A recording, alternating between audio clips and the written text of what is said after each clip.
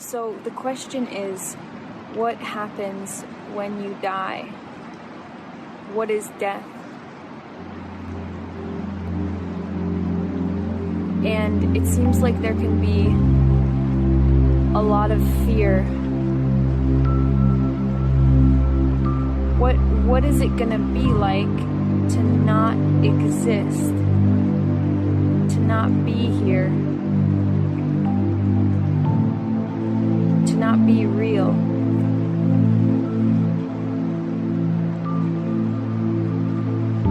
What is it gonna be like? What's gonna happen? Will I just disappear and not exist, or will I go somewhere?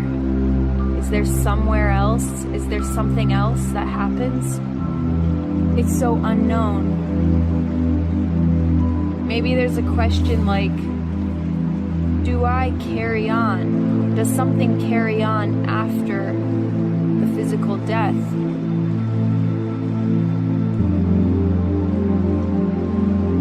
What will happen? Maybe there's hope and belief.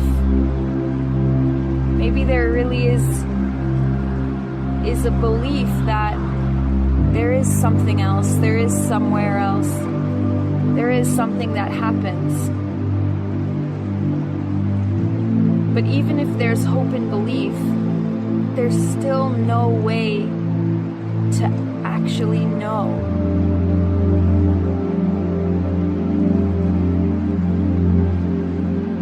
There's no certainty. There's no security. There's no guarantee.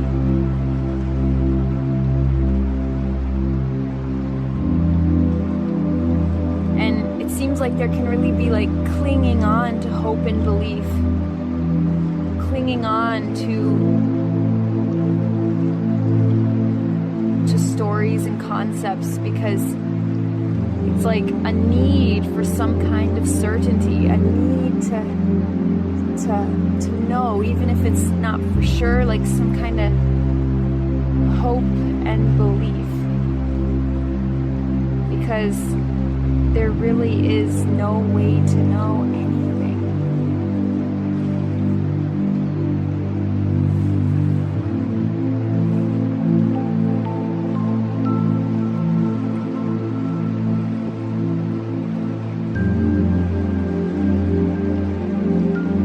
What happens when you die? What happens when someone dies?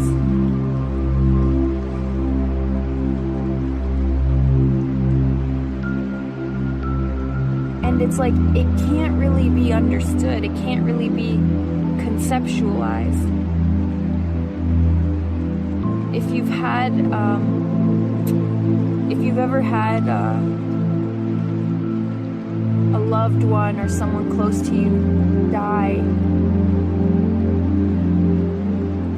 it's like, where did they go? Where are they? What happened? They were just here, and now where did they go? It's like not comprehensible, not understandable. Can't make sense. It can be terrifying to think about death. Absolutely terrifying, maybe.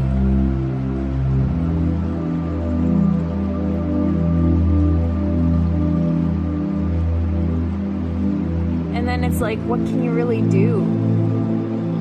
Savor the moment, cherish the memories. Maybe then the sense of time starts to feel very real. The clock is ticking, and you're running out of time before this unknown event of possibly not existing anymore.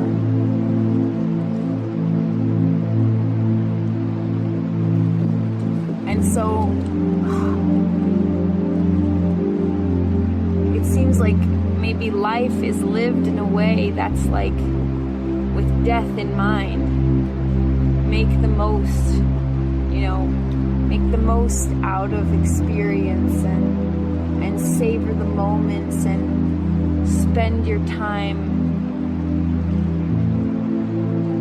doing something meaningful or worthwhile or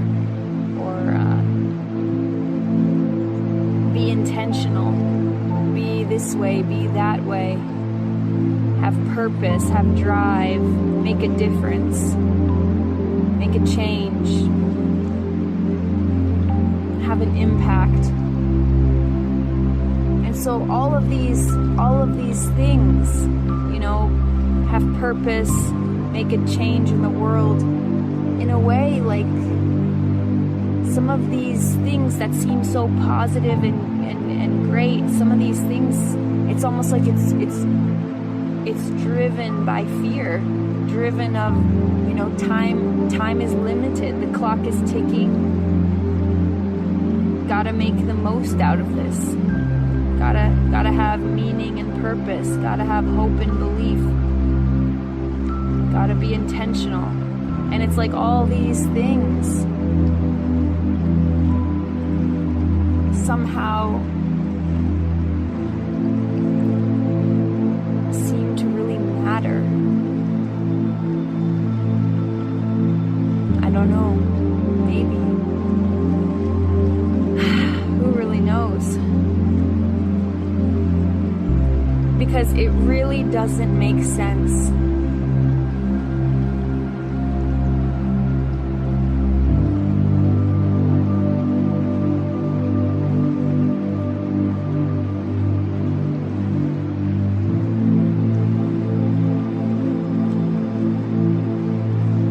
It's impossible to comprehend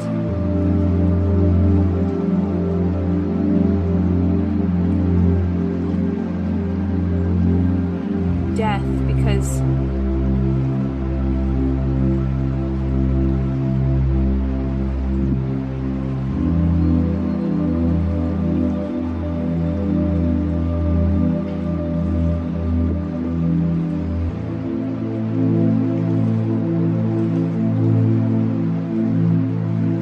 the sense of an individual can't really understand what it's like to not exist as this independent individual entity.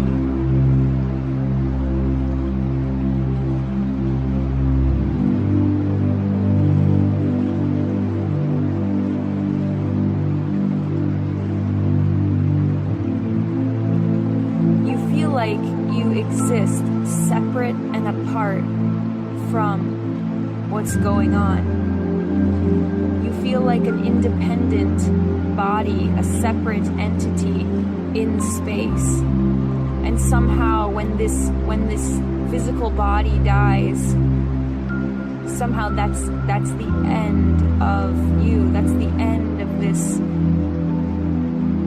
independent individual entity.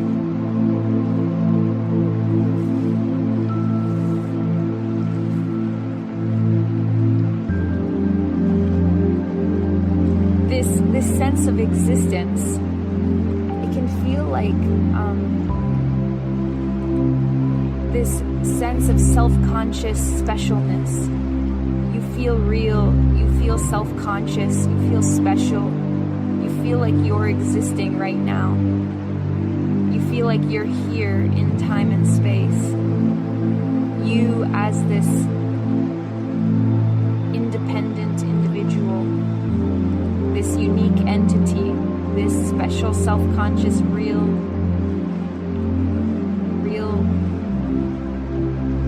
person.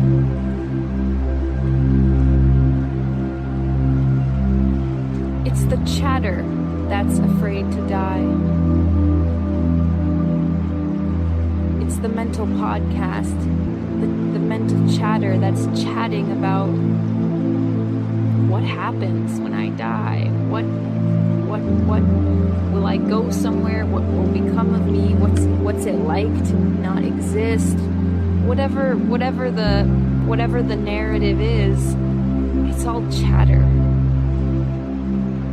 And the only thing that's really afraid of death is the chatter, because the illusory chatter is what somehow thinks it's existing as an independent entity.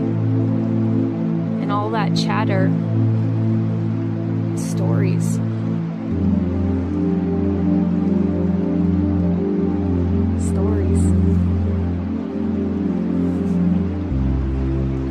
And what's funny is the only thing that can really die is something that's illusory.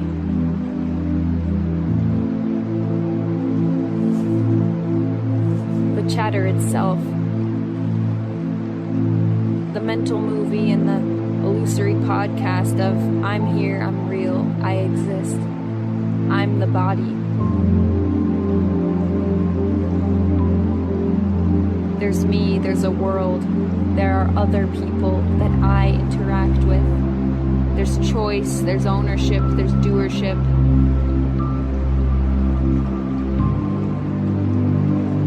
There's past, there's future, present. All chatter, all stories. But yet, it's not just the chatter. Because somehow there's a emotional response or a sensory response. There's fear. Somehow there's some fear or anxiety, existential anxiety. Somehow there can be sensations, emotions. Somehow it's not just the mental chatter, the podcast that's creating a sense of you exist. Somehow the body feels like a real, separate, independent entity.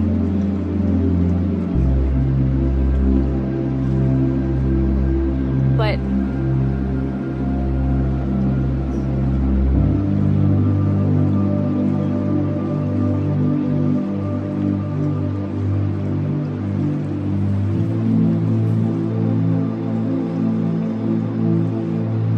somehow it's impossible to actually find yourself in time, and it's impossible to find yourself in space.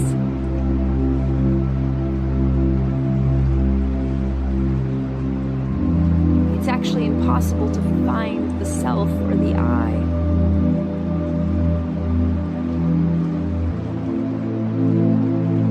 Any kind of honest introspection or honest consideration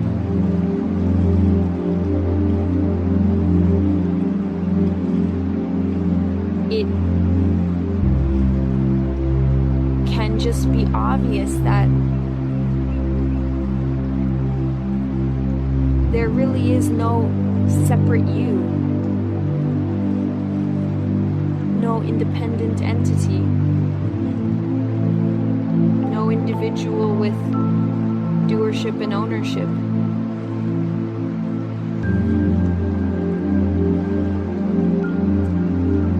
Because even if you think about time,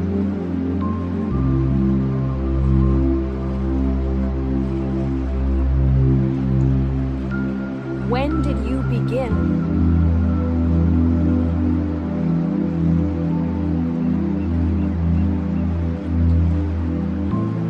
What happened before you were born? And at what point did you suddenly come to exist? Even if you think biologically,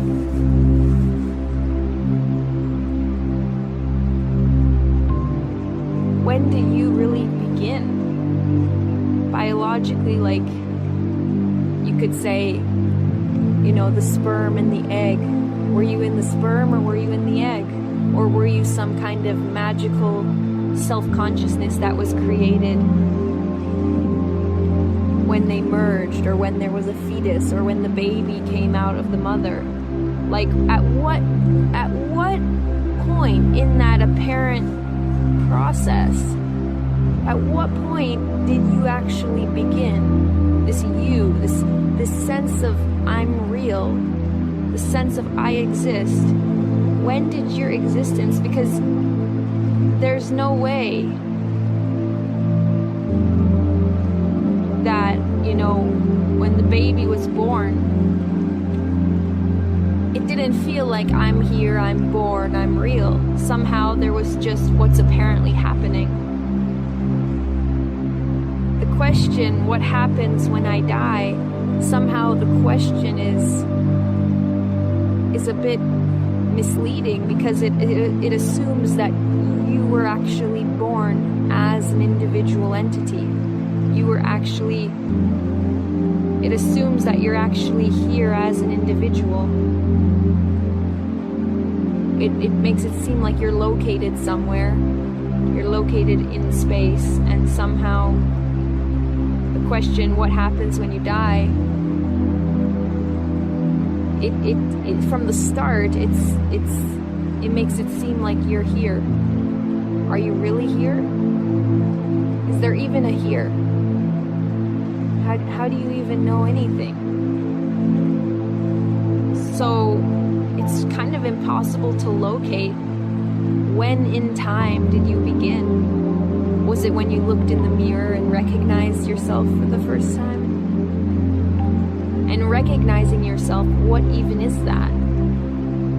Somehow there's seeing in the mirror, and somehow there's some kind of mental recognition that that's me. But isn't that just chatter too? The chatter somehow claims the appearance in the mirror. That illusory podcast somehow claims the body, or owns the face in the mirror. Self-consciousness is completely illusory. And if there is somehow getting sober from self-consciousness, it's the end of recognizing who's in the mirror. It's the end of knowing. It's the end of feeling like the body is owned, feeling like the body is yours, feeling like the body is personal. So you can't really locate yourself in time as a starting point. And even if you could, even if somehow you could locate yourself at the beginning of your existence in time, what is time other than mental images? What is time other than more chatter, more storytelling?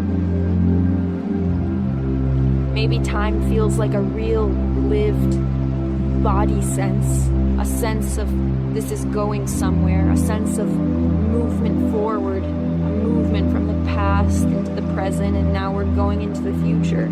But that's somehow just a sense of time. It's a felt sense of movement, a linear movement, progress. But is this really going anywhere?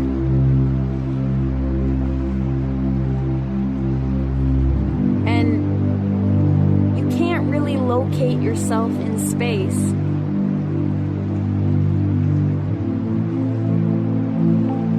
Like maybe you feel like you are the body and you're sitting in a room, or you're wherever you are, whatever seems to be happening, you feel like you're the separate body in space. Somehow the body feels different from the environment. Somehow there's a sense of a boundary, a sense of being in the skin. But is that really how things are? Are you really this body in space? Are you really a separate entity moving around in an environment? A person moving through a world? Because how could the body be different from the environment? How could the body be separate from what's apparently going on? How? I don't know.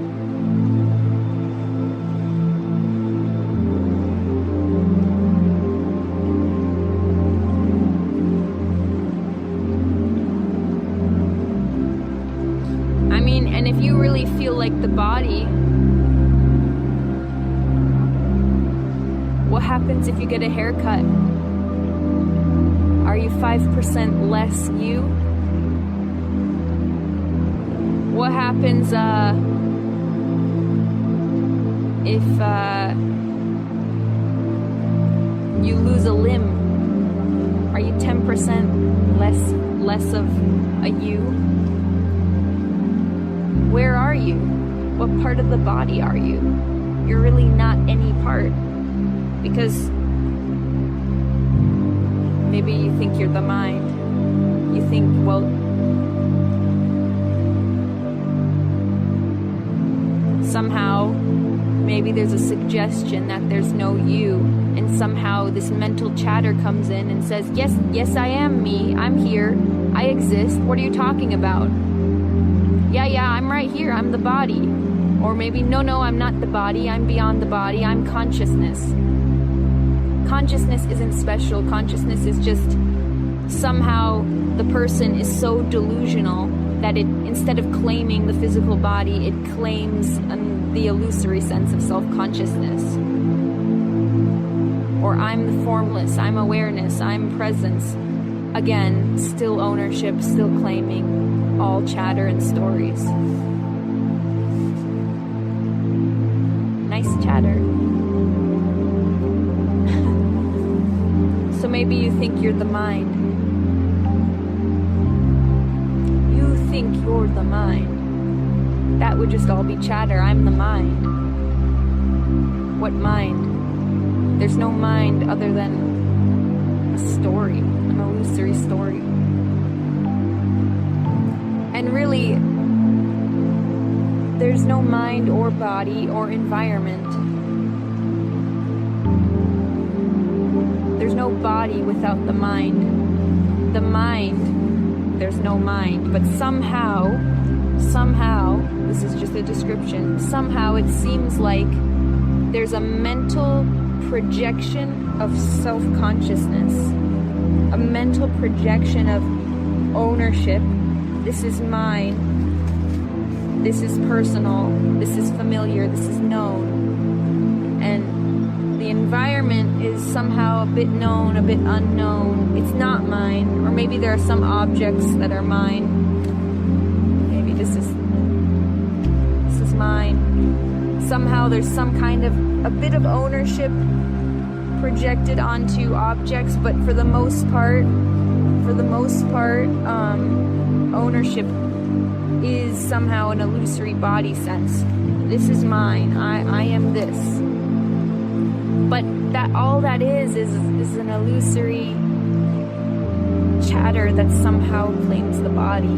I don't really know. I don't really remember, but somehow the body felt like mine. It felt like this is mine. I own this. But like, are you really the body? I mean, did you decide what you look like? Did you decide what color hair, what color eyes, what color skin?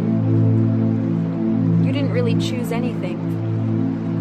Somehow, the sense of self-consciousness somehow seems to appear, but I can't really say anything. Nothing is actual. And what about free will? What about choice? It's impossible to even locate when choice began. Because again, even if you think about time, at what moment did free choice, free will begin? Because biologically, the sperm had no free will, the egg had no free choice. It was somehow just energy appearing as this apparent process of life. not even a process, just nothing, which is everything. But somehow, when did choice begin? Did it begin when the heart started beating? When the baby came out? When it somehow spoke for the first time? When did choice begin? When did it begin? When the chatter started? But was there choice in even having chatter? Did you choose to have mental chatter? Did you decide to have a voice in your head saying that I have free will and choice? Seems like there's not even choice in having chatter or not having chatter. So when did free choice actually start in time? And how did that happen? Well, and whatever answer you come up with, do you even have free choice? Did you even choose to have that thought appear and then have somehow an answer?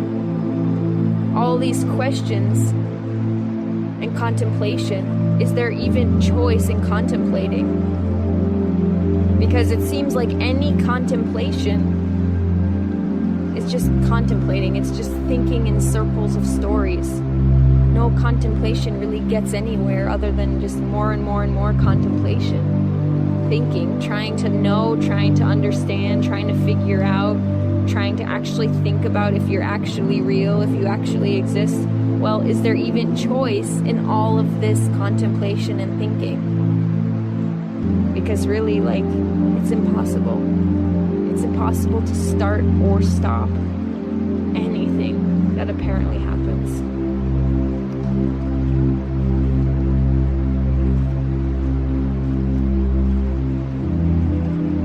And so, can you even locate yourself in space?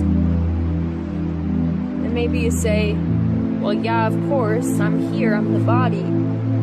I can move my arm, I can control this body. I can't control the tree or the river or the birds, or the wind, but somehow I can choose how to move my body. So yeah, I am this independent individual body in space. Well, do you have a choice in even saying that? Do you have a choice in even going, yeah, I can move my arm, see, I have free choice? Is there really choice in proving that you have choice? I don't know. But really, what even differentiates the body from the environment other than a conceptual reality, a conceptual projection? Somehow there's concepts, there's a mental apparent understanding that this is separate from the air and the trees and the ground. Somehow there's some kind of mental conceptual thing that makes it seem like the body is a separate unit, a separate thing. Somehow you feel like a subject. And somehow you feel like there's objects around you. There's a tree and a river. There's a difference between the river and the tree. They're two different things. There's differentiation. There's difference. And the body is different from the tree, which is different from the river, which is... But even objects, all objects are subjective projections. All objects are subjective projections. Because you can't really say there's any separate thing. You can't really say there are any separate objects because it's all subjective. So, for example, you look at the river, you could say it's one river, or you could say it's, I don't know, how many waves, thousands of waves, I don't know. Or you could say it's individual droplets of water, I don't know. Like, you could somehow the subjective apparent mind projects division in the apparent view.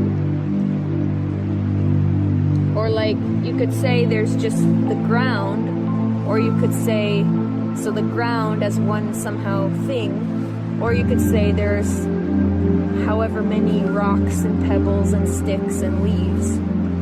So somehow you could see many objects. You could just kind of see, a ground and a river and a tree and a body. You could see, so the whole the object reality is just all subjective concepts veiling that there's nothing being everything. And not even that, but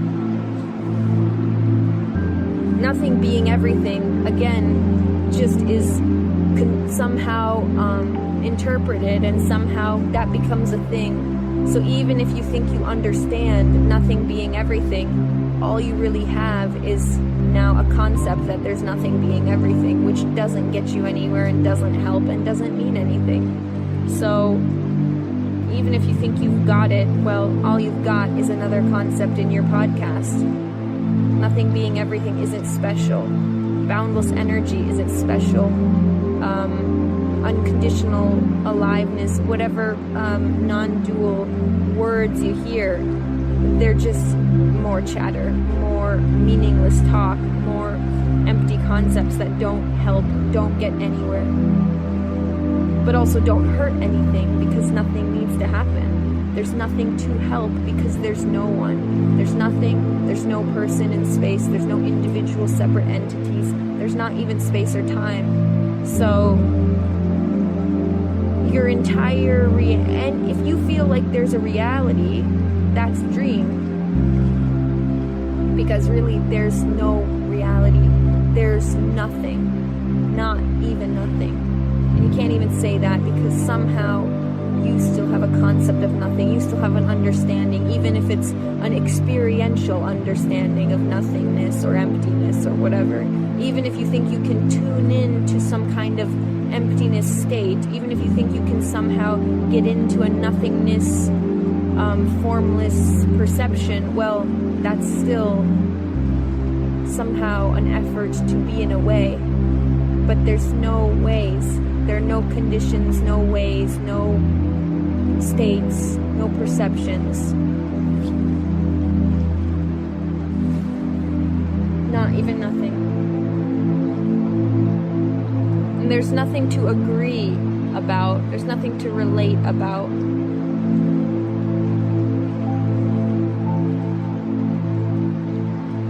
There's nothing to even believe or understand.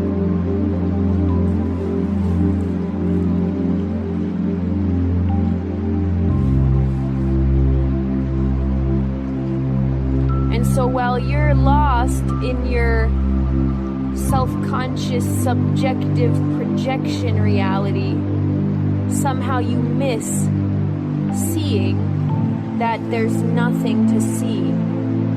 There's no objects, no space, no time, no cause, no nothing, and not even that. There's no view. Somehow there's no viewer and no view.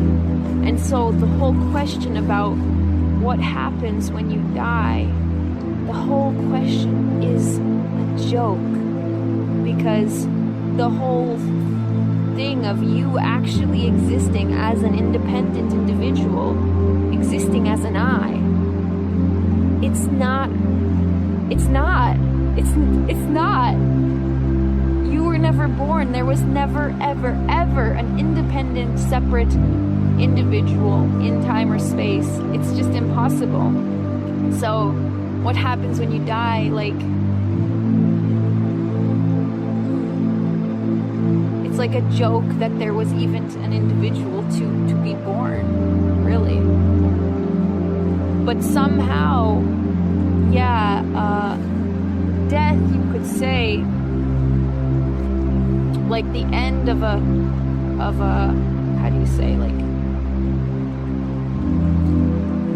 the apparent physical death, it's just a shift in the boundless energy, because there was never a real entity bound, stuck in the skin. that was somehow just a contracted sense. And so you could say at the physical death, it's somehow just a shift in the boundless energy, because all there is boundless energy, which is no material, nothing. But somehow, yeah, death is somehow a shift in the boundlessness. And so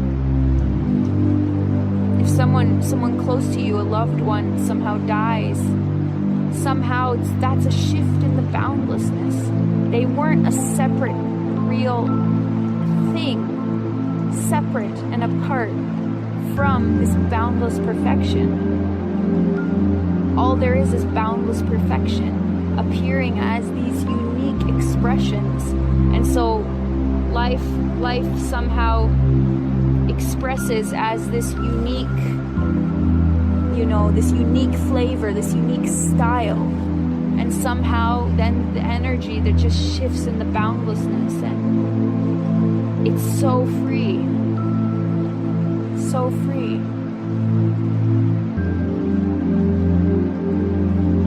And so there was never anyone anywhere.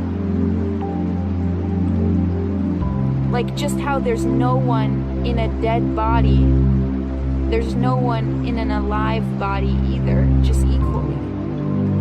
The sense of individual consciousness is a felt sense that somehow projects it onto other bodies too, where you think you're an individual conscious real entity and there are other individual conscious real entities. But this whole thing is illusory. Feeling real, feeling conscious, feeling here, feeling like located in time and space. This is the illusory dream reality, which can fall apart permanently before the apparent physical death. But if not, it doesn't matter, because already there's just boundless perfection, boundless energy, which somehow anyways there's no one anywhere. And so consciousness is the dream. When consciousness ends, there's no consciousness, is the veil. So when that all falls, everything is raw, full on, but yet nothing at all. No location, no objects, no cause, no time.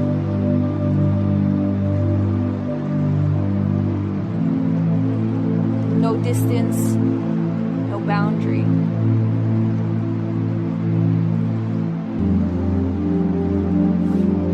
When there is an apparent physical death, there can be huge sadness. It's just a response. There's no choice in sadness. There's no choice in anything that appears. It's just raw, alive. Energy. Motion. But death, you could say, death is, there's no real death as an event in time or space. But, this shift, the shift of a unique expression, that unique expression of that character, that unique expression somehow just shifts back into the boundless. It's not a loss. There's no loss. There's sadness. There's no loss, and there's no gain. Like when there's a newborn baby that's born, it's not a gain. It's not a +1. It's not an additional thing. It's not a real individual independent entity that has now entered the universe. And death, like, it's not a loss, it's not a minus, because it's not a real individual separate entity that exits, that leaves, that is lost.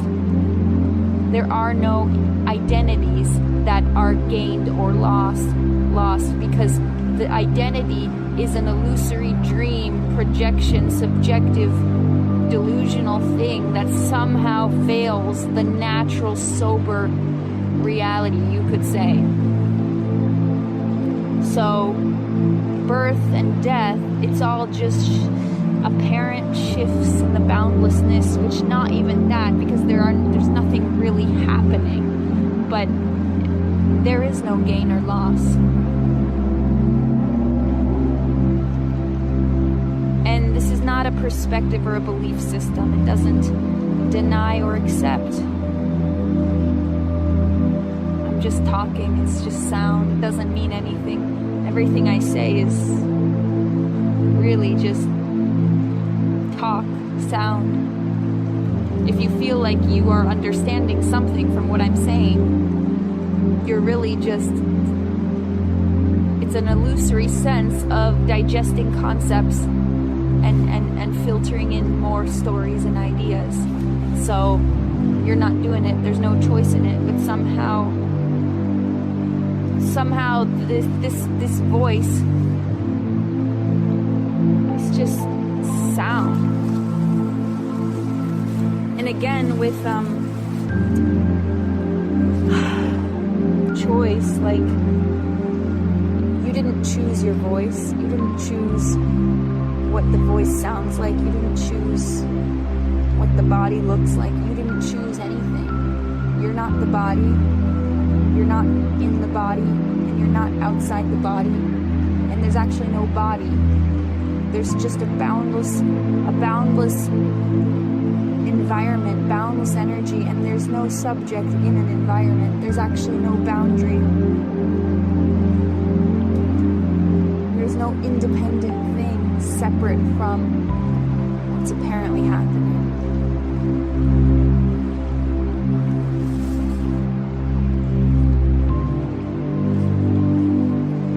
So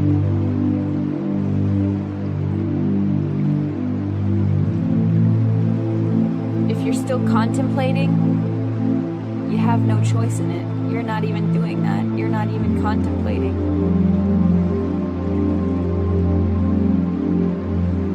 And if somehow if you're just chilling, if you're just somehow hanging out, there's no choice in that either. There's no choice in anything. There's no choice in the chatter that says, yeah, there is choice. That's just chatter. I don't really know. I don't really care.